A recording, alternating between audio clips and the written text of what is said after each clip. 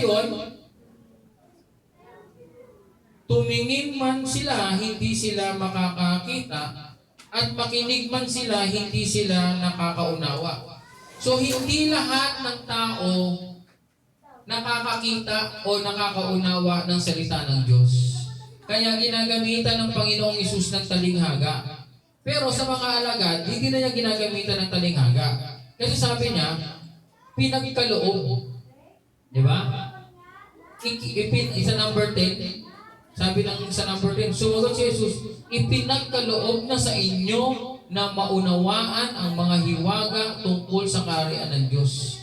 So kung ikaw ay nakakaintindi ng salita ng Diyos, nakikinig ka, nagbabasa ka, o nanonood ka sa online, sa video ng salita ng Diyos, ibig sabihin nun, naiintindihan mo, pinagkaloob sa iyo ng Diyos yun.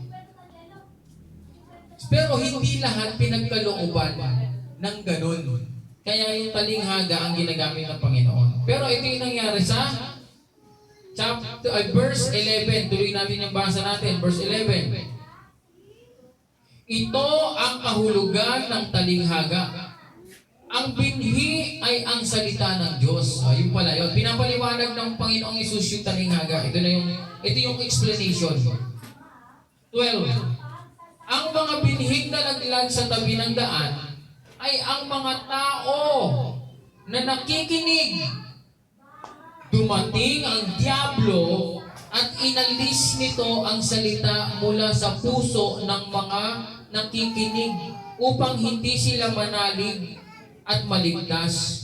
So, ibig sabihin, pag ikaw pala ay nakinig ng salita ng Diyos, ang Diablo, nandyan, tatanggalin niya. Aalisin. Sabi mo, parang ngayon, so umating ka ng simba, di ba, nakinig ka. Merong gano'n inaalis. Yun yung mga nahulog sa daan na sinasabi.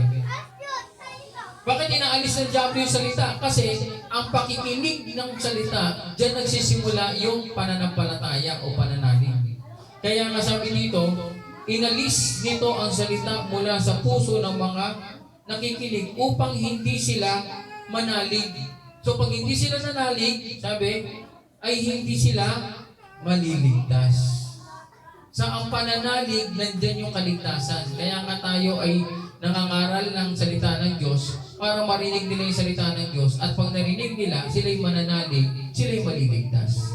Kaya kung hindi ka nananalig kay Kristo, hindi ka nananalig sa Panginoon, hindi ka maliligtas. Kahit anong gawin mo, hindi ka maliligtas pag hindi ka nanalig kay Kristo. Malinaw yan. Ano yun? Napakaswerte mo naman. Wala kang